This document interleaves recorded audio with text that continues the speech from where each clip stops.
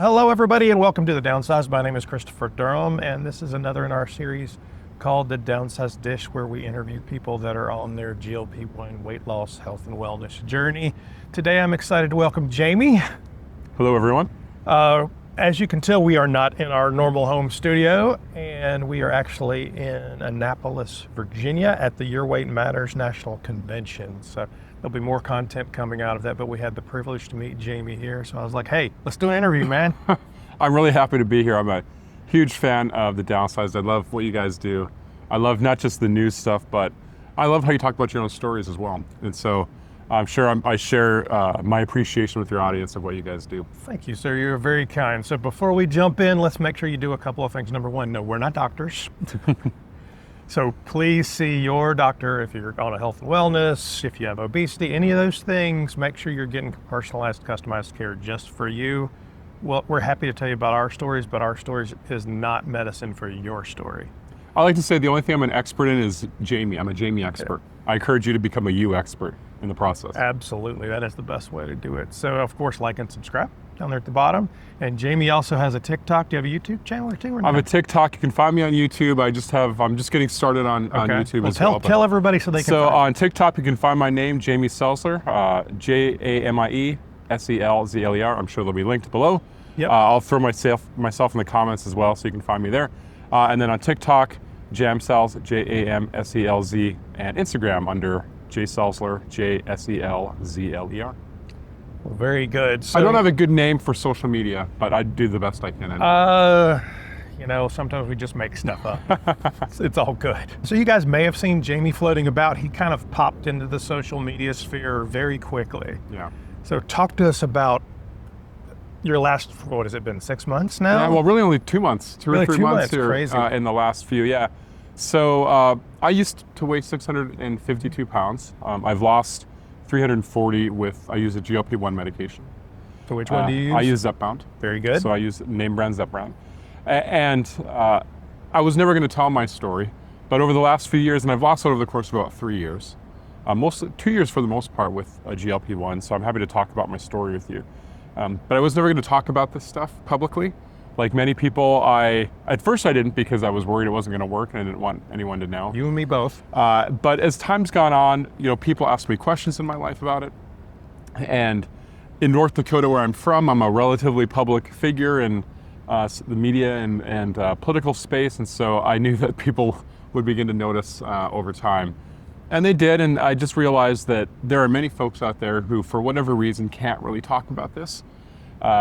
For whatever reason, and I can, and so I started speaking out about it. And then a few months ago, I called into a major health and fitness podcast and asked. You can give them a plug. On Mind Pump. Actually, Mind Pump, I encourage you to check them out. I don't agree with everything they say, but as far as fitness content goes, they're fantastic. They're the number one downloaded health and fitness podcast in the world. And so they're all personal trainers. So I asked them, hey, what do I do about all my loose skin when I'm in the gym? Because I work out. Everybody wants to know that answer. Yeah, and their answer was they do Zoom calls for their listeners. And of course their answer was, unfortunately, you just have to give it some time and put surgery eventually, which is kind of what I knew, but I was hoping that maybe they'd have some different advice. They invited me on, and they've been a podcast for 11 years. They've had 2,600 episodes, and invited me on and flew me out to California and went on their podcast, and since then I've decided I just need to be more vocal. So I started a TikTok, and on TikTok and Instagram and YouTube is really kind of where I think I want to start focusing my time. I really like the long form conversations. That's what we do, yeah. I'm a 47-year-old middle-aged guy. Making 30-second TikTok videos is like not in my wheelhouse at all, but I'm trying to do my best to reach out to people. Well, so let's back up a little bit. So give me the numbers again. My highest weight was 652. Okay. Recorded. Today? Today I'm 308. How tall are you? Just over 6'2". I was 6'3", but as I lose weight, I'm shrinking. So I'm now down to 6'2". That's almost the opposite of what I've heard. I've heard people get a little bit taller because the decompression of their spine. I'm getting a little shorter. Maybe it's just an age thing as well. Oh, well, maybe. And my feet have gone from a size 15 to 13 and a half. So I lost a full size. You'd have? Shoe. Yeah. Full size in shoe. I'm grateful because finding size 15 shoes is really difficult. But yeah, so I've lost about 340 pounds total over the last few years. And actually, so 3 years ago, I was 652, and I realized that I needed to make a change. I was 43, and really dear friend of mine, sort of a mentor, a hero type to me, in his mid-70s. And a few years back, we were having a dinner, a few of us at his place, and as we were leaving, he pulled me aside and said, "Jamie, I want you to go to my funeral. I don't want to go to yours." Oh, that's real.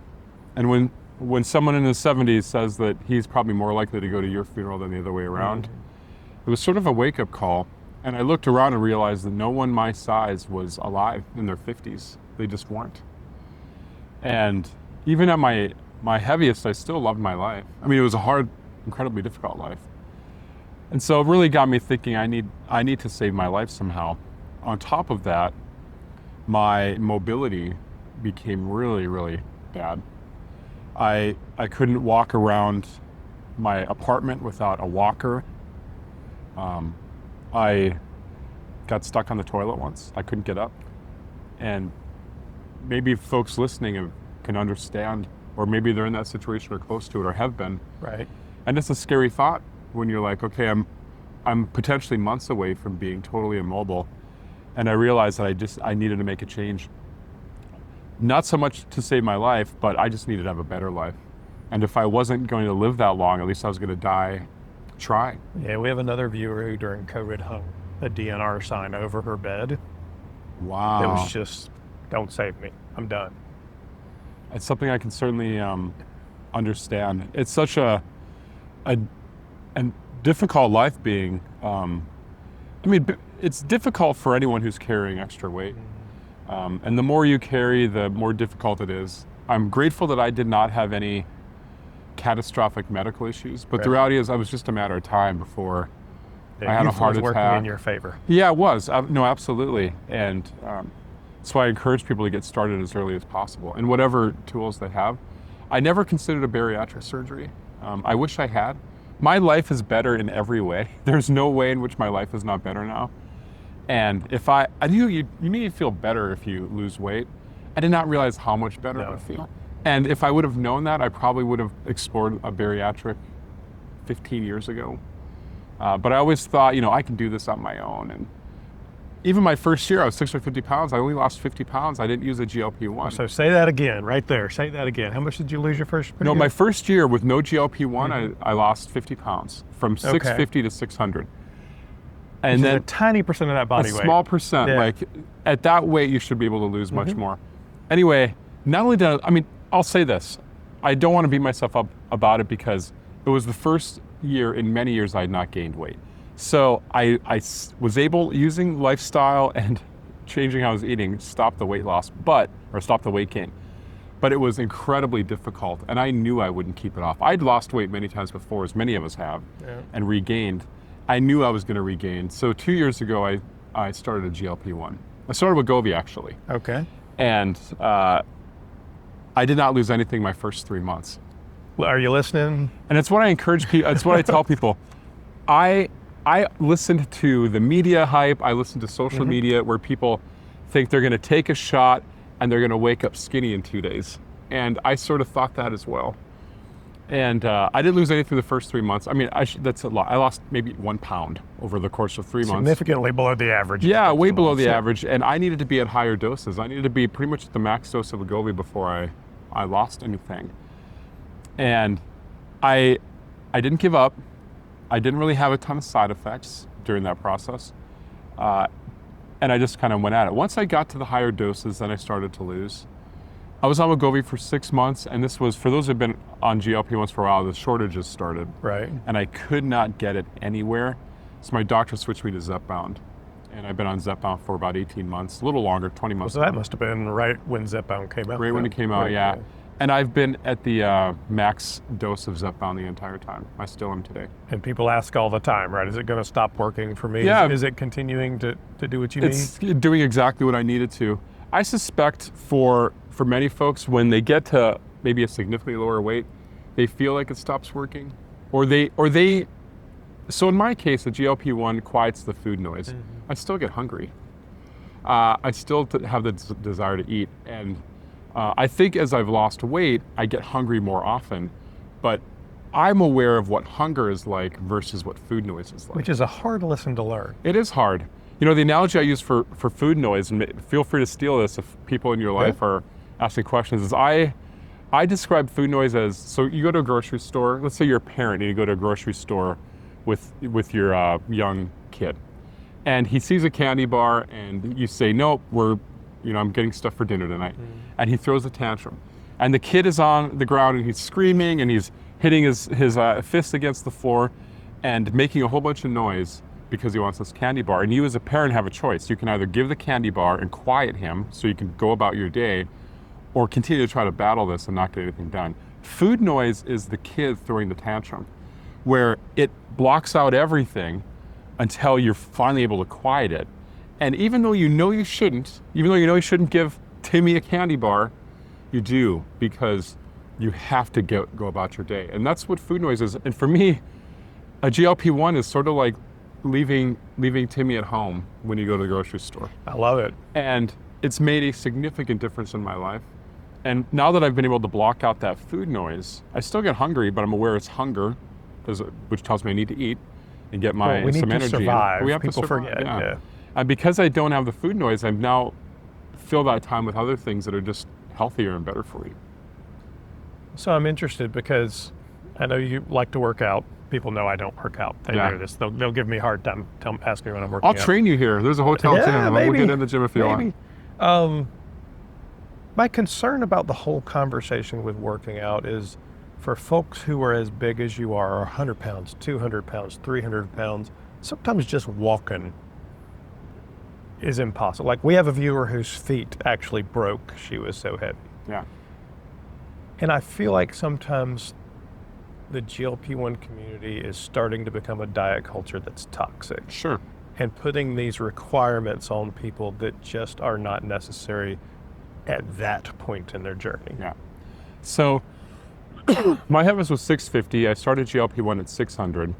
I started weightlifting at 550. And I didn't start really walking a lot until I got to about 475. So I needed to really begin to lose weight before I could do any significant movement in my life. And even when I started working out, I would do stuff from home with resistance bands. Right. And so if you follow me on TikTok, I've done a series of workouts from home. And sort of my two rules for it are, I only do workouts that I would have been able to do at 600 pounds. And when I say I was almost immobile, I could only walk 20 feet at a time. I only do things that I could have done at 600 pounds, and I don't do anything that involves getting on the ground and getting up. Because those of us who have significant weight know, like, being on the ground is like a turtle on its back. Yeah. Like, if me falling at home alone without a phone would have been disaster. And so I don't do anything that would do that. And so when I encourage people to work out, the main reason is to try to keep your muscles as you're losing weight, which is good for your health. But you know what a workout is? We're sitting in a chair right now. Standing up and sitting back down, that's a workout. It's called a body weight squat. You've done a body weight squat. And so there are many exercises like that don't involve going to a gym, that involve literally just moving your body a tiny percentage more. So one way someone can get a workout in when they're just getting started is, if you're watching TV, during the commercial break, say, for every commercial, I'm gonna stand up and sit down, and then the next commercial, I'm gonna stand up and sit down. You are doing exercise at that point. And if you can do that only one time in a commercial break, then you do it one time. Makes sense. So it is, I think, diet culture-y to say, like, you have to, and I'm very clear to people at this point, please do not copy me. Yeah. I go to the gym 4 days a week. I walk 12,000 steps a day, and I could not do that at the start. At the start, I was doing 300 to 500 steps a day.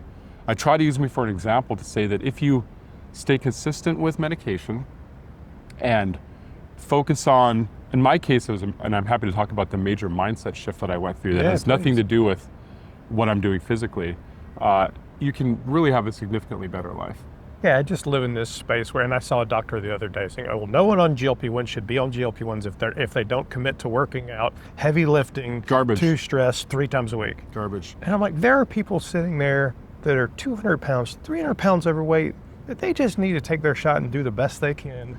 And then when they can do more, they'll do more. I'm really fortunate. I have an amazing doctor. He's an obesity specialist, has been one for 25 years. And he's a believer in strength training and walking and all those kinds of things. But his main focus is do whatever you can to get the weight off. Because every pound you take off helps do that other stuff. I think what's clear though, if you look at the National Weight Control Registry, that the number one thing to lose weight is a calorie deficit, obviously, and the GLP-1 helps with that. And beyond that, once you lose weight, to keep it off, the number one thing is some form of movement. Yeah. And it's okay to incorporate that a little bit later in the journey. I would encourage people to look at things they can do early on. Walking up and down a hallway at home, just doing anything. But at 600 pounds or 650, I could do none of that. I mean, I just don't want people to be discouraged from starting. Absolutely. And I do like these, the TikTok lives, and the number one thing people ask is, do you have to exercise? The answer is no, you don't. There are a few things that are more dangerous for your health than carrying hundreds of pounds. And if you can lose that with a GLP-1 and exercise, great. I didn't at first. I had to lose almost 200 pounds before I could walk more than 1,000 steps a day. And now I go out for 7-mile, 9-mile hikes. So you just got to start with where you're at. I mean, I'll tell you, so we're in Washington, as we said, and yesterday morning Lorraine and I went and walked the Capitol, 8 o'clock in the morning, started at the Lincoln Memorial. That's brave, it's 95 degrees. Well, that's why we were there at 8 o'clock in the morning, because it was not bad in the morning. And there's Secret Service guys jogging through there. And it was pretty cool, actually. Yeah. But if you haven't ever been to the Capitol, it's a long way from Lincoln Monument to the Capitol. It's an incredibly long way. So we walked and went to every one of the monuments between here and there, and I think it was almost 20,000 steps. That's amazing. I was nowhere near as big, and I couldn't have done it 100 pounds ago. Oh, I mean, I've been dead. I mean, I think about when I was at my heaviest. We're staying at this hotel. I got ready in 20 minutes this morning. Mm-hmm. I would have needed an hour early on, because I'd break a sweat in the shower. I'd have to take little breaks while getting dressed. I could put on a pair of socks, I have to lay down for a minute to catch my breath. And so life was incredibly difficult then. And that's why I encourage people to not get discouraged early on. I didn't lose anything at first. Yeah. I tell people I've lost 340 pounds now. And if you would have looked at me the first 3 months I was on this journey, you would have thought I was failing. And if that's you watching this, you may think that you're failing if you're getting started early on, but you just have to stick with it. So as going through this process, I've sort of created some rules for myself that I follow. It's sort of a mindset shift that I've made. And the number one most important thing that I do for myself, I encourage others to do it as well, is to start keeping promises to yourself. We are so good at making promises to people we love and then keeping those promises because we don't want to disappoint someone we love. It's so easy for us to break a promise we make to ourselves. I bet you and I and everyone watching could list off 5 promises we made to ourselves that we've broken in the last week. It's just normal to do those types of things. And so I encourage people to find one thing to make a promise to yourself about and then keep it. And so if you're exploring GLP-1 as an example, make a promise to yourself, I'm going to talk to my doctor. I promise I'm going to talk to my doctor about it, even if I'm a little embarrassed about it or scared. Or if you're already on the journey, make a promise to yourself that I'm going to take a sip of water or drink of water once an hour and set a timer. I mean, whatever it is.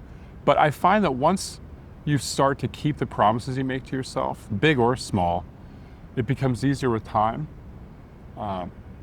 You should treat yourself as someone that you love. Oh. And that involves, because you should love yourself, even if it's hard. And the way that you demonstrate love to other people is not by saying that you love them, it's by keeping your vows and your words to them. That's how you really demonstrate love. And that's what you should do as well with yourself. Prove you love yourself by keeping your promises. And if you do that, it changes your life. I mean, it's powerful, man. Absolutely, and it's the most important thing that I made to myself, or thing I've done for myself. And start small. which actually leads to sort of my second rule, which is that you can't rely on motivation. You have to try to practice consistency and discipline, and that starts with keeping promises to yourself. So if I use motivation to decide what I'm going to do, I would spend, even now, I would probably still spend most of my time hanging on the couch, scrolling through TikTok or through YouTube all day, which I still do quite a bit of. I find that motivation runs out. When you are, like for example, if someone says, all right, I'm gonna go for a walk tomorrow morning. I'm gonna get up early and go for a walk tomorrow morning. If you wake up and you're motivated to do it, that is a fantastic feeling. It is great to use motivation when you have it. But if you count on motivation, you will fail. The healthiest, fittest person on earth is not motivated to do the right thing all the time. Right. So instead, you just have to practice consistency and discipline. And so for that, I encourage people to essentially start making one little commitment to the way that you can change your life. I really encourage people to drink more water. It's really important while you're on a GLP-1, but it's just important anyway for your health. And so start by saying, okay, I'm going to drink a glass of water right before I brush my teeth in the morning. Or every time I go to the bathroom, I'm going to stop and take a big chug of water in the kitchen on the way to or from. And if you just make a commitment that I'm going to do that all the time, are you motivated to drink water at that point? So you're not, no. But you're being consistent, you're doing it. Same thing for walking. If you're just getting started walking, every time you eat, commit to walking for 5 minutes after that, or 2 minutes, or whatever it is that you're able to do. And doing things like that creates some discipline in you and consistency, and it's been necessary for me, because motivation will fail. Motivation always fails, and it doesn't mean you're a bad person if you're not motivated. I've lost 240 pounds, and I didn't do it by being motivated. I did it by being consistent. And my dad always said execution trumps intelligence every day. 100%, 100%. And you don't have to be perfect either. Mm-hmm. Like, give me someone who's like really good 70% of the time over someone who's perfect 10%. Like, striving for, and that's often what we do when we're trying to lose weight, whether on GLP-1 or not. We think we have to be perfect all the time. We think, all right, Monday, I'm gonna get up, I'm gonna go for a walk, and I'm gonna eat better, and I'm gonna do like these 10 things. And I got to be 650 pounds by a lot of failed Mondays, or maybe good Mondays, but failed Tuesdays, because you try to do too much at once. I've got a good friend who's a baseball player, and he always says, always remember that if you bat 300, if you're a baseball fan, you will get in the Hall of Fame. What percentage is that? That's 30%. That's 30%. It means 70% of the time they missed the ball or did not hit it. In fact, which actually goes to my third rule, which is to celebrate every winner's success. I really encourage people to do what they can to not tie emotion to the scale. Talking about the 300 batting average, which is amazing batting average. Right. I weigh myself every day, and I have for the last 3 years. I stay the same or gain weight 8 out of 10 days. 80% of the time, I look at the scale and it's not good news if you define good news as losing weight. Mm-hmm. And because of that, I don't have any emotion tied to it. Many people, especially when they're getting started, really look at the scale as the primary metric of how they're doing. Right. And if I use the scale to determine how I was feeling about myself when it comes to weight loss, I would be unhappy 80% of the time. I've lost 340 pounds. Do I have any right to feel unhappy about that 80% of the time? Absolutely not. So find a way to detach your emotion from the scale. And one way I do that is to celebrate every win or success. And I encourage people, I mean this quite literally, get a notebook, and every time you have something good happen as a result of your weight loss, write it down. Physically write it down on a piece of paper. That imprints in your brain that you are someone who wins. You also go through your life seeking out wins because you know you have to write them down. And so whether it be something relatively small, like I remember the first time I'd park in a parking ramp to get to my place, and it's pretty much 500 steps exactly, which is a nice little way to get a few extra steps in every day. And I used to have to stop once or twice on the way just for a second to breathe to finish the steps. And I remember the first time that I walked the whole thing without stopping, just from door to door without stopping. So those non-scale victories, man. It's a non-scale victory. It And matters. I wrote that down. And I will write this down. Before we started, Christopher asked, is the seating okay? And which is a nice thing to do, because when you're a bigger size, some seating's not great. The seat's snug on me, but I would not have been able to sit in this a year ago. And so I will write this down in my notebook that I sat, well, one, that I got to do the downsized, but beyond that I got to sit in this chair. At this point, after 3 years, I have over 900 lines of wins, and I write everything in there, big or small. And on those days where I'm struggling or I have a stall in the weight loss, I bring out the notebook and I look through it. And I gotta tell you, if you're ever struggling on this journey or feeling like you're failing, nothing makes you feel better than looking at that list and saying, I've come so far.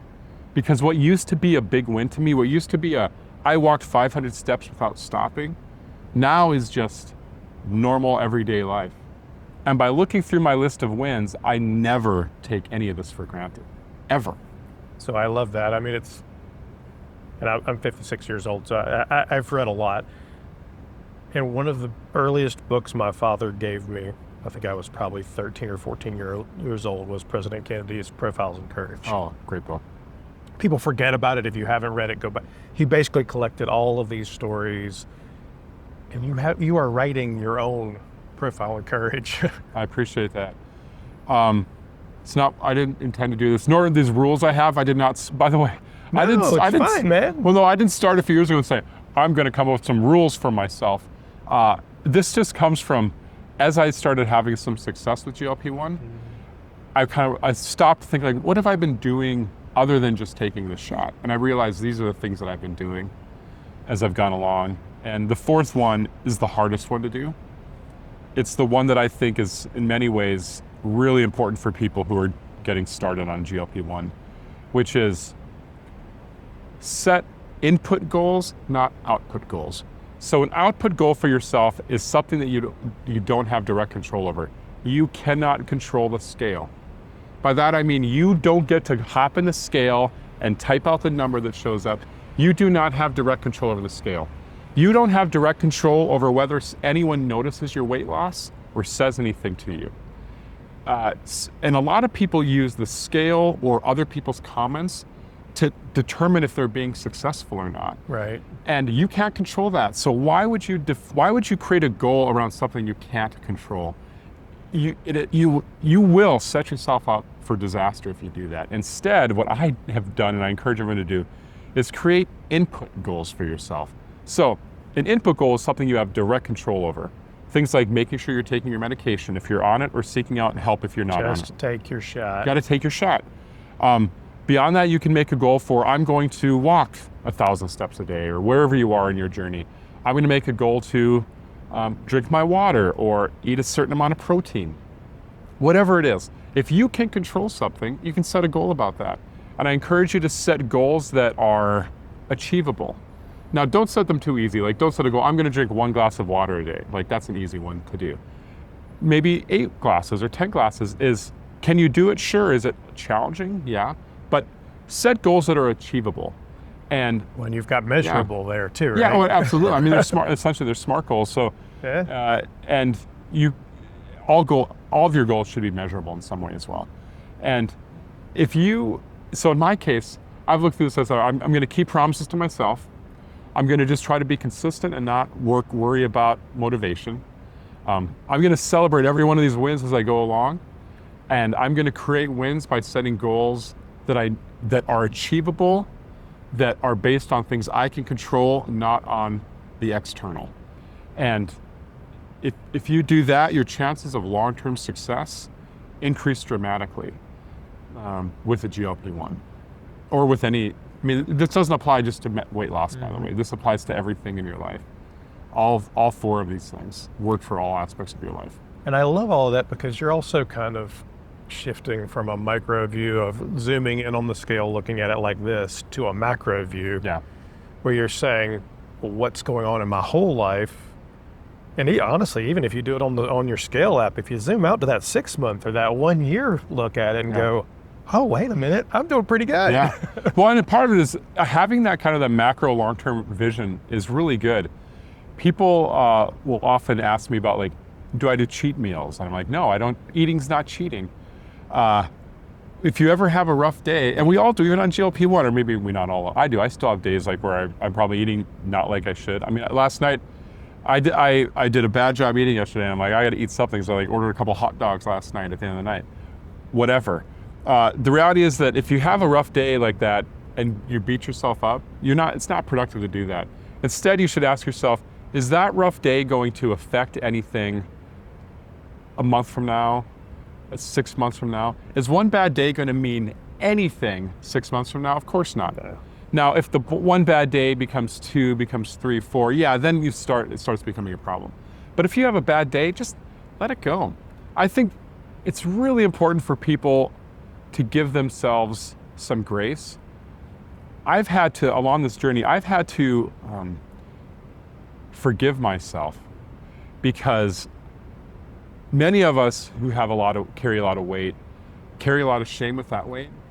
We blame ourselves for it. I'm appreciative now, and that's what's happening with the Obesity Action Coalition, is finally realizing that obesity is a disease that is treatable with a medication. And finding a way to give yourself some grace and forgive yourself and say, you know what, I got to wherever point I was in life, and I tried to get out. I did my best with what I had, with what I knew at the time. And if you can forgive your past self and love your past self, it sure makes moving forward much easier.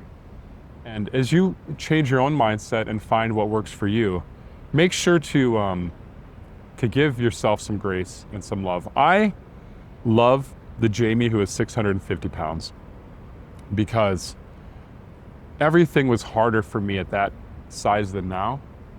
And the hardest thing, honestly, for me was asking for help at the beginning, and realizing that this culture that taught me for years, I just move more, eat less.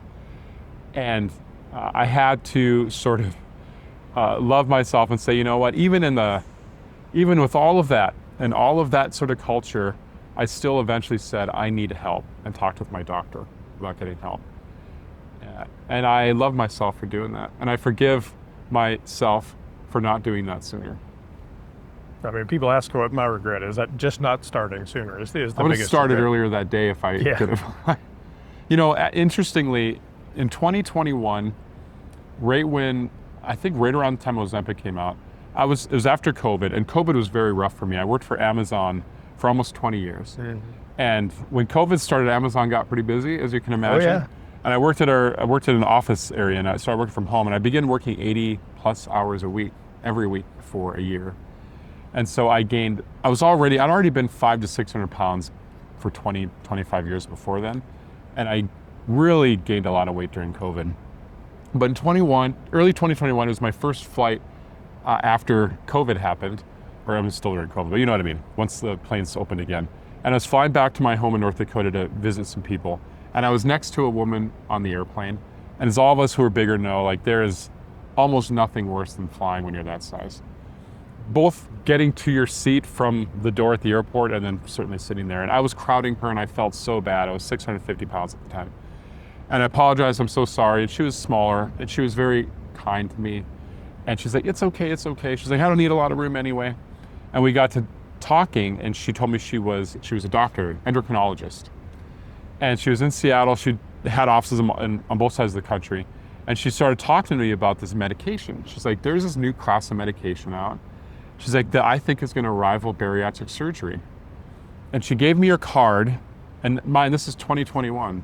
She gave me her card and said, when you get back, please come talk to me, and I'll talk about it with you. And I didn't do it because I thought, I don't want to use the medication. And I didn't start GLP-1 for 2 years after that. So the universe was telling you something, but you weren't listening. I wasn't listening. And so I don't, like you, I don't have many regrets, but the one is not starting sooner. And I sometimes wonder if I had started in 2021, like, what would have been different in terms of my life. But the reality is that again, I forgive myself for that because I don't think I was mentally prepared Right. at that moment. I don't know if it would have worked for me at that moment because I didn't yet have that inspiration that I needed, which in my case was to really save my life. So, I encourage people, if this is something that you have not started exploring yet, if you're just stumbling upon this on YouTube, you really owe it to yourself. You owe it to yourself to find a way to live a healthier, better life. And in my case, that involved using a GLP-1 medication. And hopefully will for the rest of my life as well. Take the first step. Go talk to your doctor. Get a checkup. Get your blood work run. Be honest with them. Yeah. They have tools. Yeah. Maybe this is the right tool. Maybe it's not. I don't know. But they have tools. They do. And at a minimum, and I know I didn't go to the doctor for years. I was terrified to go to the doctor at my biggest size because, and I guarantee there are people watching the same boat. I didn't necessarily want to know. I realize now I didn't really want to know what was wrong with me. I thought maybe I have diabetes, maybe I have whatever.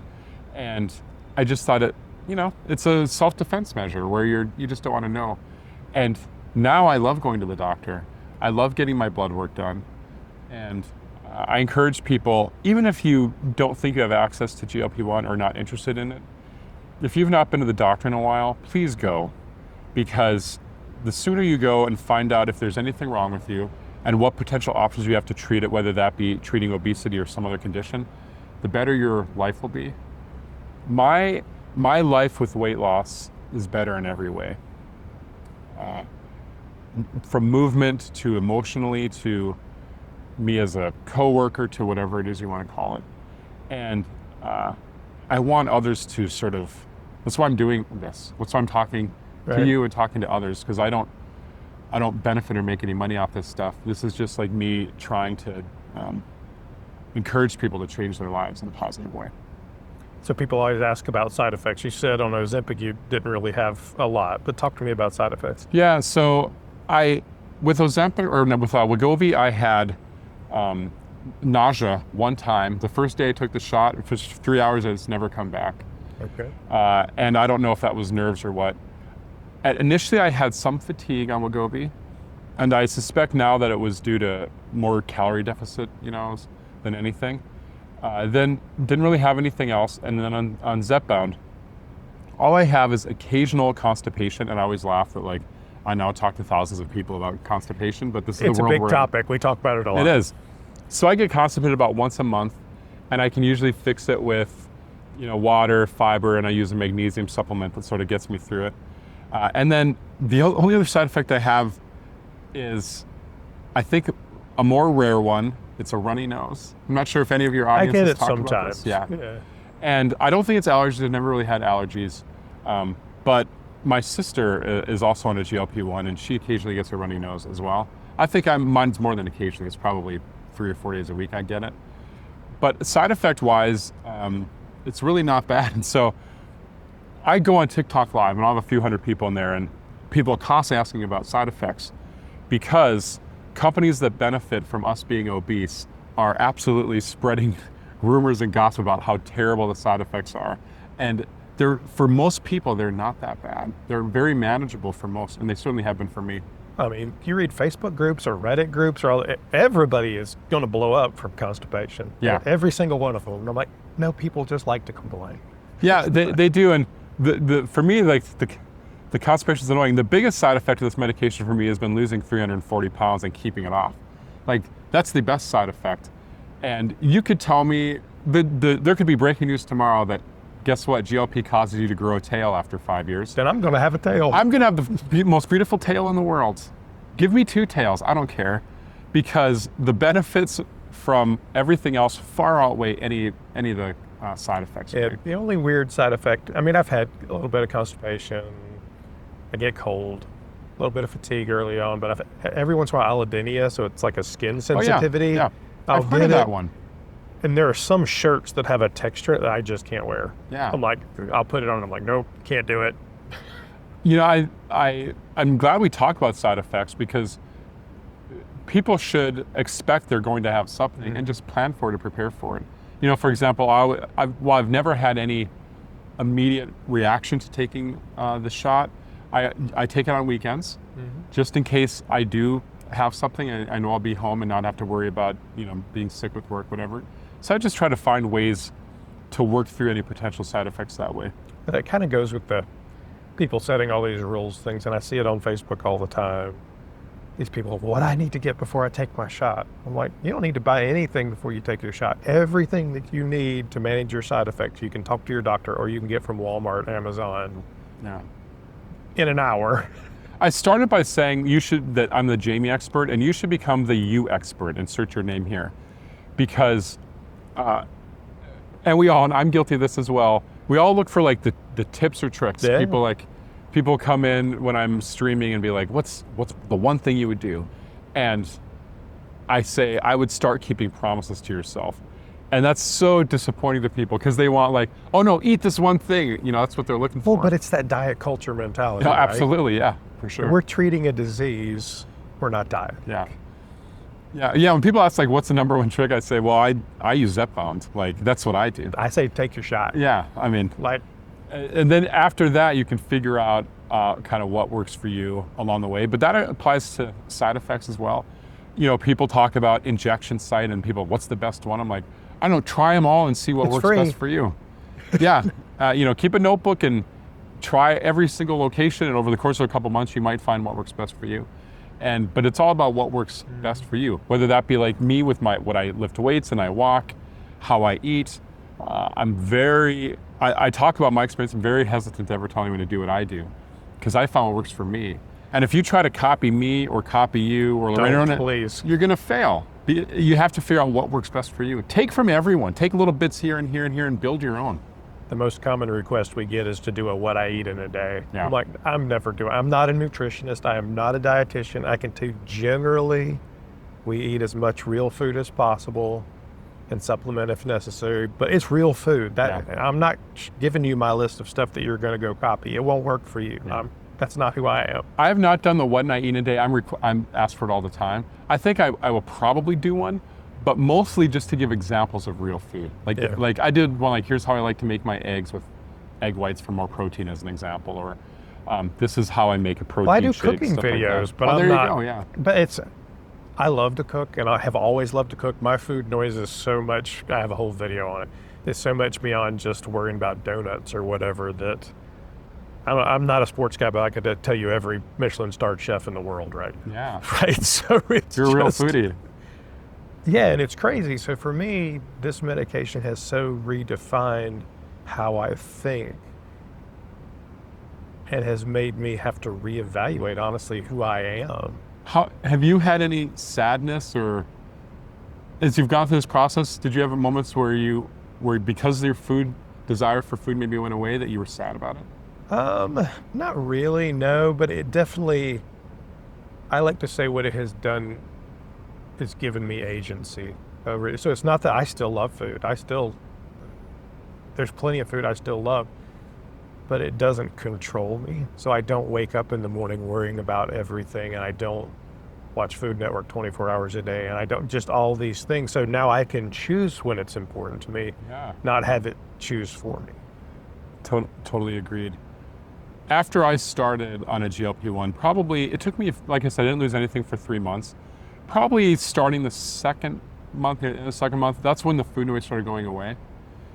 And I actually got kind of sad for about a month because I realized that I did not know this ahead of time. I was using food. I was an emotional eater. I didn't know it. And I realized that if I was using food, if I had a great day, I would immediately think of what can I eat tonight to celebrate. If I had a bad day, I would eat to mourn. If I was bored, if I was lonely. And I was using food as part of all my emotions. And when that food noise went away and the desire to eat went away, there was this gap that I did not knew to expect. And I got a little sad. Maybe in a month I had to work through it. Kind of sad, like, wow, I didn't realize I was using eating the way that I was.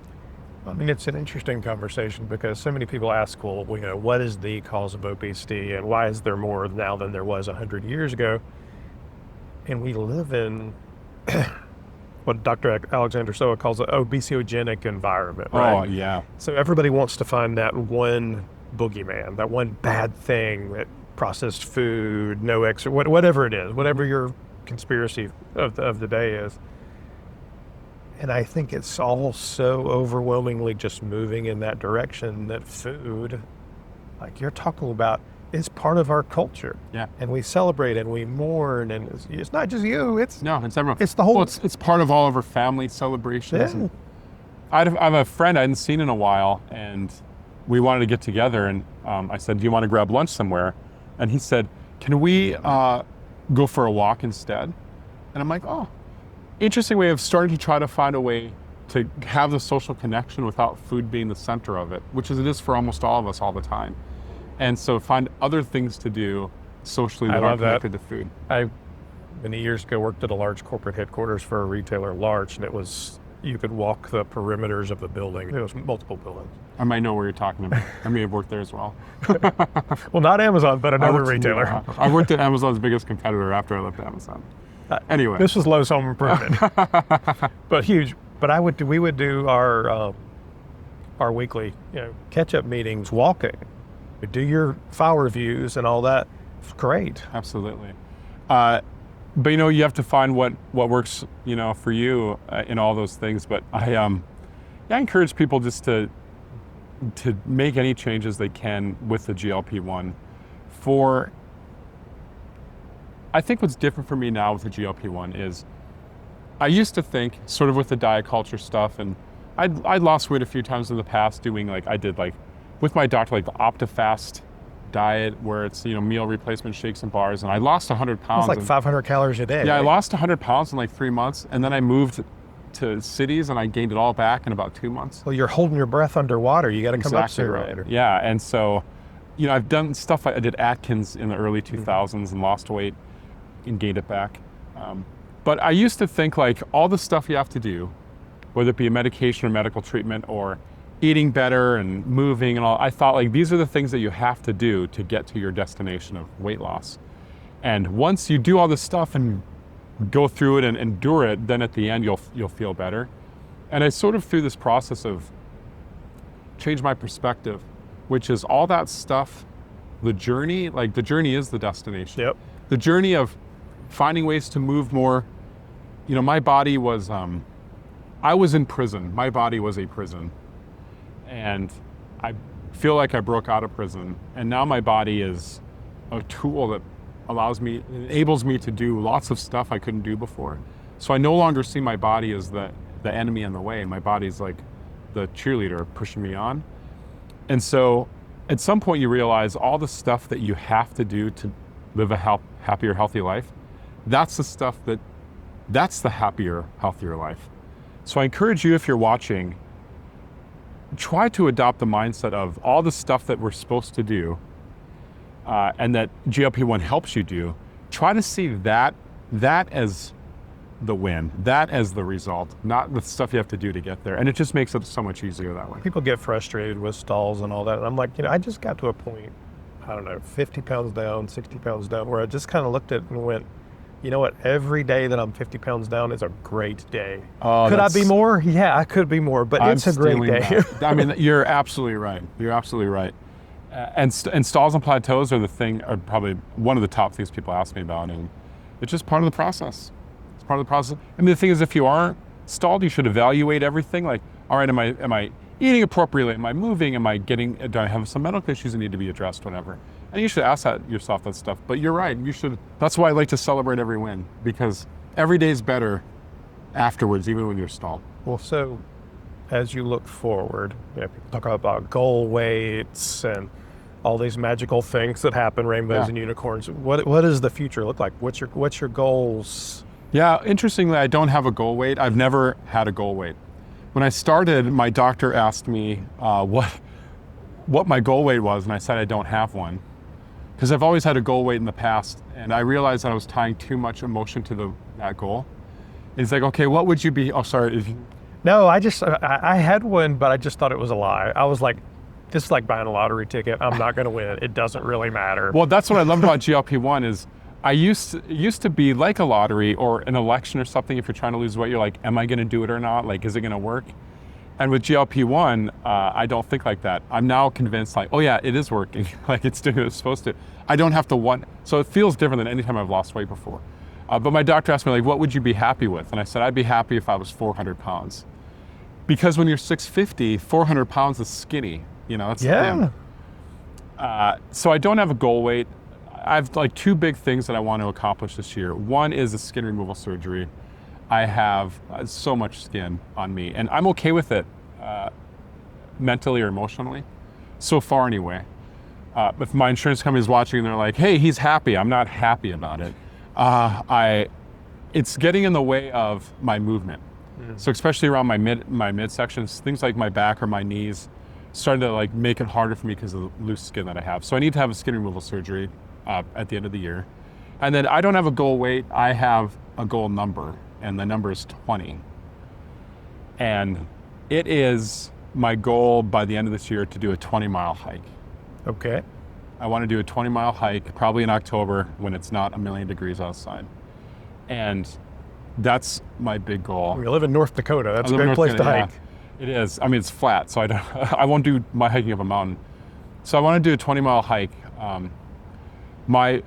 A lot of my non-scale victories are based on walking, and because I could barely walk at the start. So now, anytime I walk, I feel really excited about it. My biggest non-scale victory actually came when I was 550 pounds.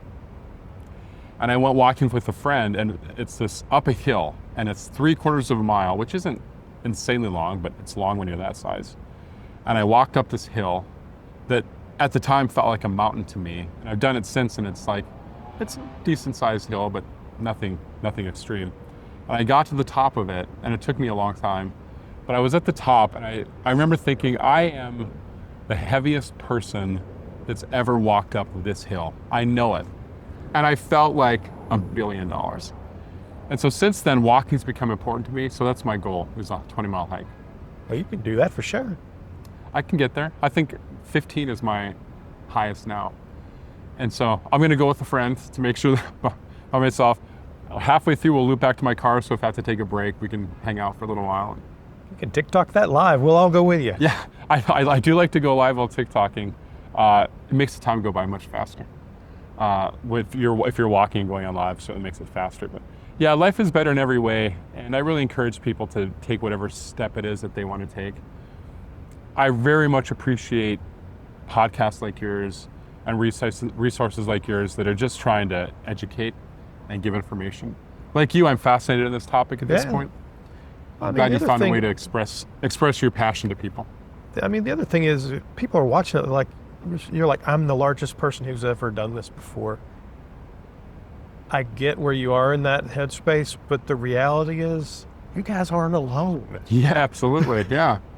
We're out there, Jamie's out there, and there's probably your next door neighbors out there that we're just not talking to each other. Yeah, we're not, and because there's a lot of shame involved in it, and I'd encourage you to, don't be ashamed of who you are or your size.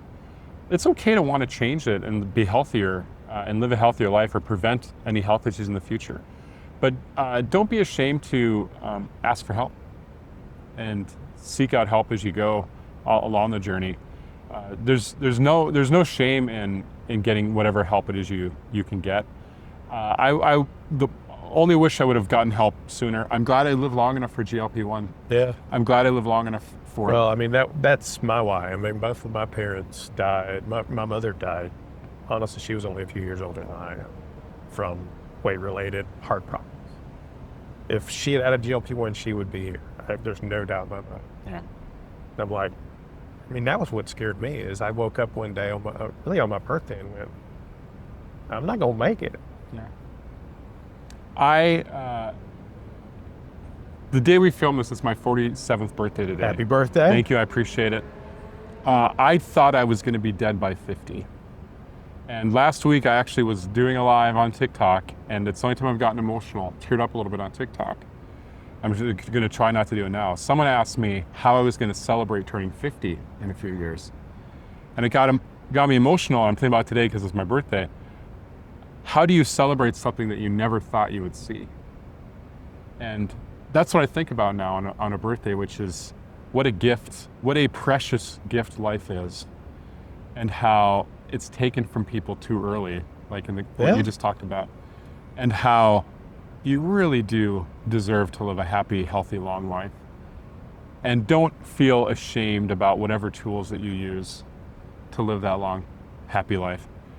At the end of the day, at the end of our life, we'll have hopefully all have a moment to reflect.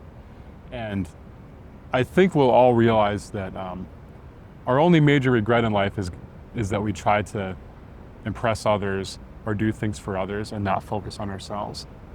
And GLP-1 allows you to really focus on yourself. Yeah, because ultimately that's what helps you be present for everyone else. And that's the way to close it right there. Absolutely. I love it, man. All right. Well, so remind them again how to find you on social media. You can search for my name on really all the social media. The nice thing, I have a unique name, so you can find me on all social media. TikTok's where I spend most of my time, JAMSELZ. I will actually, you can put it in the show notes. I'll also just comment on this as well. So feel free to reach out there if you have any questions. Thank you for having me. I so much appreciate the work that you guys do. Thank you. And thank you for watching. And ask others for help if you need it. Ask in the comments. Reach out to Christopher and Lorraine. Reach out to me. Happy to do whatever I can to help you out. Absolutely. Thank you guys for joining us for the Downsized Dish with Jamie here. If you haven't already, hit that like and subscribe button. We would deeply appreciate it. We're always happy to have more people in the community. Absolutely. All right. Thank you very much. My name is Christopher Durham, and we are the Downsized.